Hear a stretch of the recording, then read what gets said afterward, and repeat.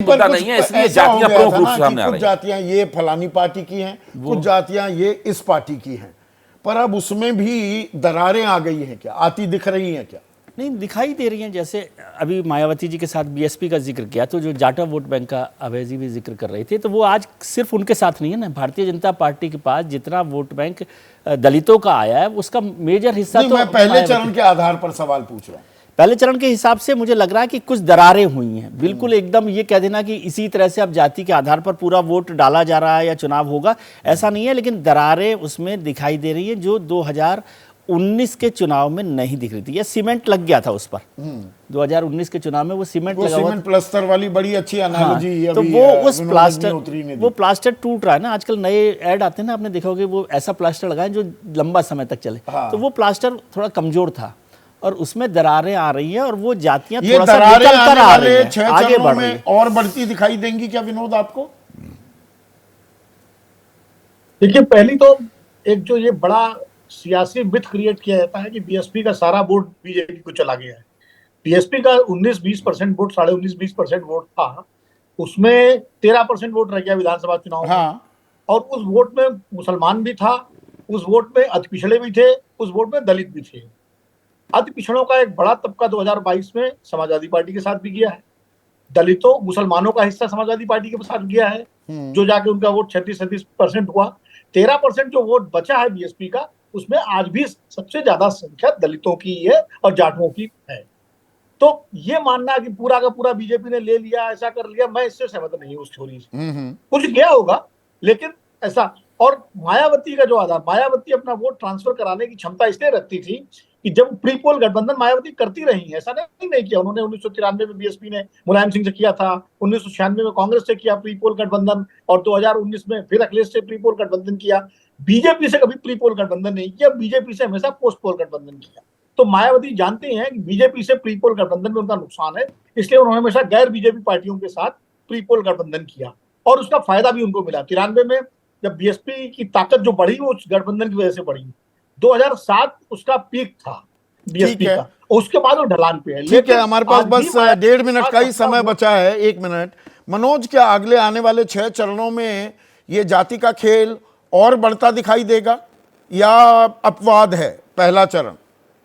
उत्तर प्रदेश के परिप्रेक्ष्य में अगर आप जवाब दें तो। नहीं, बिल्कुल अपवाद नहीं है, बिल्कुल अपवाद नहीं है। अभी आप इसको पूर्वांचल की तरफ आने दीजिए और बुंदेलखंड की तरफ जाने दीजिए, वहां पे आपको इन जातियों का असर दिखने को मिलेगा। ये पूरी तौर पर जातियों का चुनाव है। जातियां चुन चुन के प्रत्याशी खड़े किए जा रहे हैं। जातियां कटे, इसलिए उस तरीके के प्रत्याशी हर पार्टी जगलिंग कर रही है, उसी हिसाब से प्रत्याशी दे रही है, टिकटें काट रही है, नए प्रत्याशी दे रही है।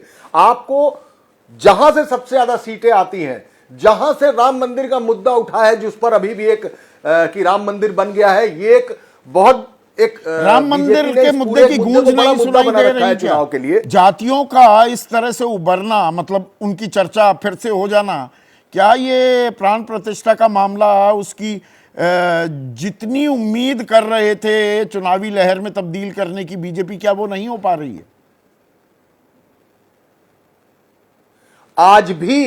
आज भी ब्लॉक लेवल पर, मजरे लेवल पर वहां के कार्यकर्ताओं को, वार्ड अध्यक्षों को, बूथ लेवल पर ये इंस्ट्रक्शंस हैं, वो बसें ले जाते हैं, लोगों को राम मंदिर दिखाने ले जा रहे हैं।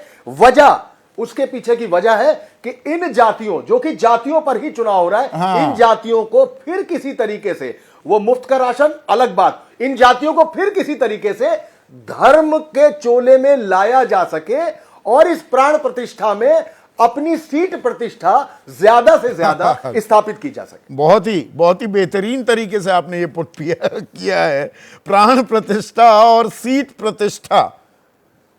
पर ये कड़वी हकीकत जाति, ये हमारा पीछा नहीं छोड़ेगी। मैं थोड़ा सा आइडियलिस्टिक क्वेश्चन से आखिरी सवाल, प्रोफेसर बद्री नारायण, आपने इतना काम किया है जाति पर, ये हमारा पीछा नहीं छोड़ेगी? बिल्कुल नहीं छोड़ेगी, ये हमेशा रहेगी भारतीय समाज में और अपनी तरह से क्रैक करती रहेगी मेटा नैरेटिव को। लेकिन ये चुनाव 3 मेटा नैरेटिव का चुनाव है। एक तो मोदी इमेज का चुनाव है, ये चाहे मोदी को हटाइए चाहे मोदी को रखिए। दूसरा जो है, कोई और नैरेटिव नहीं है इस चुनाव में। दूसरा जो है ये चुनाव इस तरह के जातीय असर्शन से इस तरह के मेटा नैरेटिव को क्रैक करने का भी चुनाव है। कहीं ना कहीं ये क्रैक करने की कोशिशें हो रही है। तीसरी तरफ ये अंडर करेंट में हिंदुत्व की चेतना के प्रवाह का चुनाव है जो दिखता नहीं है। आप देखिएगा रिजल्ट आने दीजिए, आपको ये बहुत सारे छोटे छोटे क्रैक्स, कई जगह वो जो सीमेंट कह रहे थे ना, वो कमजोर नहीं है, अभी भी मजबूत है।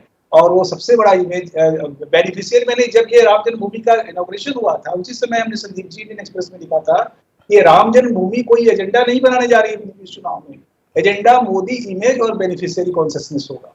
चलिए, तो मतलब जाति हुंकार भर रही है, धर्म ज्यादा बड़ा पुट होगा, या दरअसल असल मुद्दों को लेकर भी अब वोटर वोट करता दिखाई देगा, करिश्मा चलेगा, या ये जो मौन है, ये चुप्पी है, ये कुछ ऐसा कह रही है जो अभी तक हम नहीं समझ पा रहे हैं। 4 जून है, पता लग जाएगा, और हर चरण में कुछ ना कुछ और नई बातें आएंगी सामने, उसका विश्लेषण हम करते रहेंगे। तो बात हो रही है लोकसभा चुनाव की। पहले चरण में क्या जाति हावी होती दिख रही है? जाति और हाथी की हम बात कर रहे थे, खास उत्तर प्रदेश पर हमारा ध्यान केंद्रित था। विनोद प्रसाद हैं, खगौल में रहते हैं, बिहार में। वो कह रहे हैं देश में टिकट बांटने से लेकर मतदान तक जाति हावी रहती है। यही तो कड़वी हकीकत है और इसे हम दूर नहीं कर पा रहे हैं।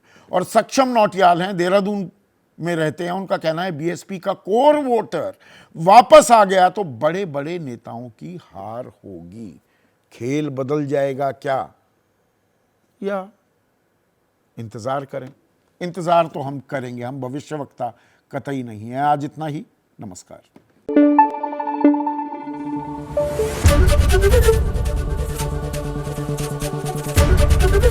एबीपी न्यूज आपको रखे आगे।